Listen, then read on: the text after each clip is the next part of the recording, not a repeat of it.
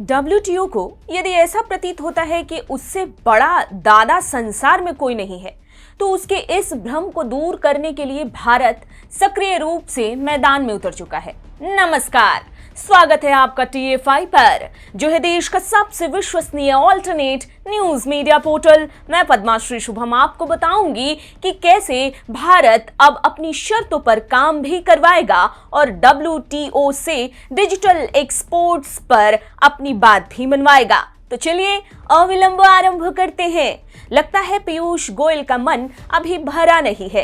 हाल ही में उन्होंने WTO में सुझाव दिया कि डिजिटल एक्सपोर्ट्स पर भी कस्टम ड्यूटी लगाई जाए, ताकि जो राजस्व पर अब तक केवल बिग टेक और कुछ चुनिंदा देशों का वर्चस्व था, उसका लाभ विकासशील और उभरते हुए देशों को भी मिले। दूसरे शब्दों में पीयूष गोयल का एजेंडा स्पष्ट है।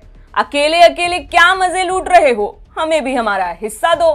क्या बात है सर, क्या बात है सर। एक्सपोर्ट्स के विषय पर अमेरिका जैसे देशों को आड़े हाथों लेते हुए पीयूष गोयल ने यह भी कहा कि एक ओर तो बड़े बड़े तकनीक और उसे संचालित करने वाले लोग एवं राष्ट्र बिना कोई विशेष कर या ड्यूटी दिए बच निकलते हैं, वहीं कपड़ा उद्योग जैसे छोटे काम के लिए भी तरह तरह के बाधाओं का सामना करना पड़ता है।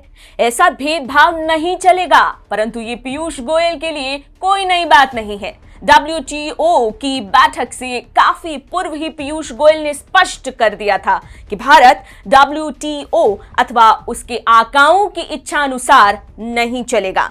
TFI पोस्ट के एक विश्लेषणात्मक पोस्ट के अनुसार केंद्रीय मंत्री पीयूष गोयल ने कहा कि सरकार देश के मछुआरों के हितों की रक्षा के लिए विश्व व्यापार संगठन में बातचीत करेगी। वो मंगलवार 6 जून की रात अलापुझा जिले के अरूर में भाजपा द्वारा आयोजित लाभार्थी बैठक को संबोधित कर रहे थे। उन्होंने समुद्र में मछलियों के भंडार की कमी पर चिंता व्यक्त की थी। उन्होंने कहा था कि गहरे समुद्र के जहाजों वाले समृद्ध देश जो समुद्र से बड़ी मात्रा में मछलियां लेते हैं, वैश्विक संकट के लिए जिम्मेदार हैं।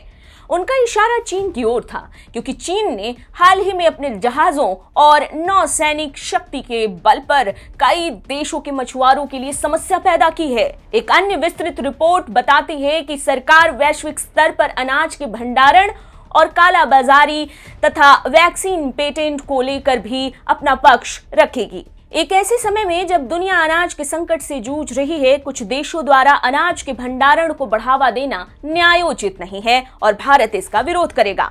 इसके अतिरिक्त भारत ने पूर्व में प्रस्ताव दिया था कि जिन देशों के पास वैक्सीन है, उन्हें पेटेंट पर से अपने अधिकार छोड़ देने चाहिए, जिससे गरीब देश आसानी से पूर्ण वैक्सीन की नकल बना सके और वैक्सीन का उत्पादन तेजी से आगे बढ़ सके। हालांकि यूरोपीय शक्तियों ने भारत के प्रस्ताव का समर्थन नहीं किया था। ऐसे में पीयूष गोयल का एजेंडा स्पष्ट है, या तो हमारे हिसाब से संसार चले, नहीं तो हम तरीका निकाल लेंगे। और ऐसा प्रतीत होता है कि उन्होंने तकनीक निकाल ही ली है, क्योंकि अब WTO चाह कर भी भारत के विरुद्ध तो नहीं जा सकता।